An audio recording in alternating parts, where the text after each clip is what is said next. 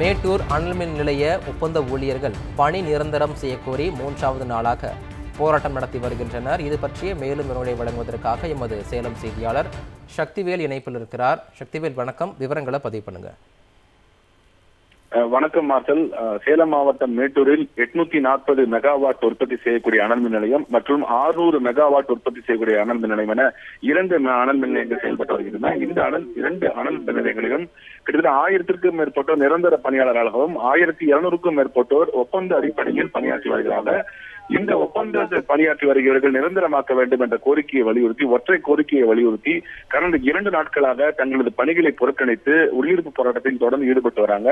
1000க்கும் மேற்பட்டோர் இந்த போராட்டத்தில் ஈடுபட்டு வந்த போதும் நிர்வாக தரத்தில் பெயரளவுக்கு பேச்சுவார்த்தை நடத்தப்பட்டு அந்த தொழிலாளர்களின் கோரிக்கை ஏற்கப்படவில்லை. அதனால் இதன் காரணமாக இன்று 3வது நாளாக பணிகளை புறக்கணித்த ஒப்பந்த பணியாளர்கள் அனல் மின் நிலைய நுழைவாயில் முன்பு அமர்ந்து தர்ணா போராட்டத்தில் ஈடுபட்டனர். இந்த ஒப்பந்த தொழிலாளர்களின் போராட்டத்தின் காரணமாக நிரந்தர பணியாளர்கள் அனல் மின் நிலையத்திற்கு செல்ல முடியாத ஒரு சூழல் ஏற்பட்டது. இதனையடுத்து அங்கு குவிந்த காவல்துறையினர் அந்த போராட்டத்தில் ஈடுபட்ட ஒப்பந்த பணியாளர்களை வலுக்கட்டாயமாக அப்புறப்படுத்தும் முயற்சியில் ஈடுபட்டு வருகின்றனர்.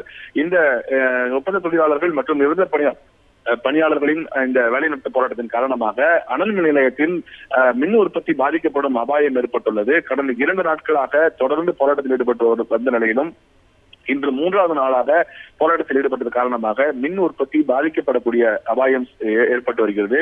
ஏற்கனவே தமிழகத்தில் மின்வெட்டு நாளுக்கு நாள் அதிகரித்து வரும் சூழ்நிலையில் மேட்டூர் அனல் மின் நிலையத்தில் கிட்டத்தட்ட 1440 மெகாவாட் மின் உற்பத்தி பாதிக்கப்படும் பட்சத்தில் மின் பற்றாக்குறை என்பது மேலும் அதிகரிக்கும் அபாயம் ஏற்பட்டுள்ளது.